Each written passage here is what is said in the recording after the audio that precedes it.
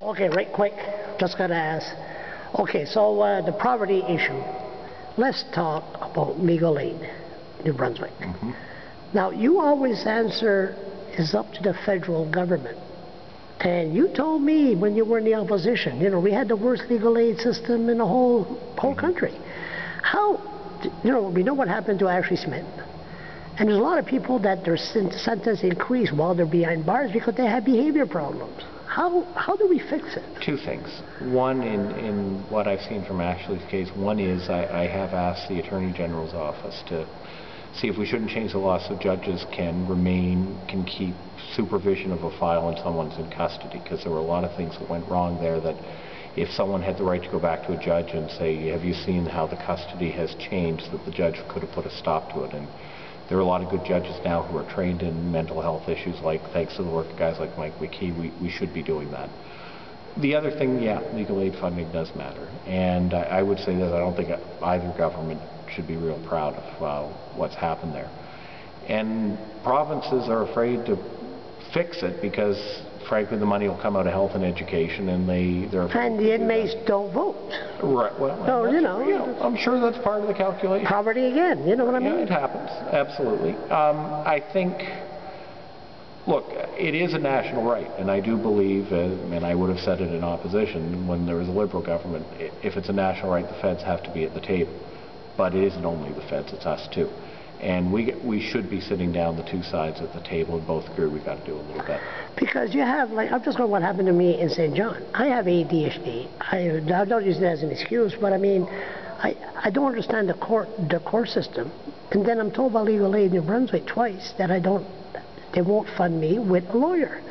I had to represent myself in court. There's a lot of people that are going through the same thing. I can't say a word about your case because I'm no, of course not. But okay, let's just say if a person, shouldn't there be somebody in that courtroom to say, listen, you don't have to plead guilty, you can have a trial, you have right. Like, what they do is like a happy family in there, and then okay, just plead guilty, and then you'll be out of here in 5 minutes, and then they just Duty counsel should be doing that, and I certainly when I did duty counsel, I tried to. You tried to do that because it's scary. It probably is for someone who's not represented, and duty counsel should take the time to give people all of their options. How many people on social assistance in this province? About 30,000. Is there 30,000? Yeah. And how many inmates do we have in this province? That I don't know. You don't know? So the bottom line is really, all has to do with money.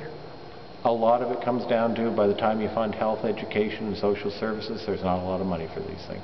That's true. You don't have to answer this? Should cops investigate cops? It would depend on the situation. And that's not a political answer. That's actually true. True. So that's the bottom line. I think legal aid, that's what I want to say. Yeah. What pissed me off about the media is they're focusing a person that sound social assistant that wants a divorce from their husband, legal aid will not grant them a lawyer. Domestic legal aid, yeah. But the media jumps on that. But if you got a person that's charged for obstruction of justice or something that don't have the right to a lawyer, the media don't cover that. I mean, you got a person that has a chance to go to jail, and you got a person that want a divorce. They're not going to go to jail, but the media jumps over it. Do you have an opinion on that? Why? Yeah, best way I can explain it, media goes by readers. 50% of people get divorced, and is it? 2% of people go to jail. Hey, Kelly, listen, thank you very much. All right. We will do this again. Let's do it again. It helps me reach a lot of our clients, so thank you. Yeah, thank you very much.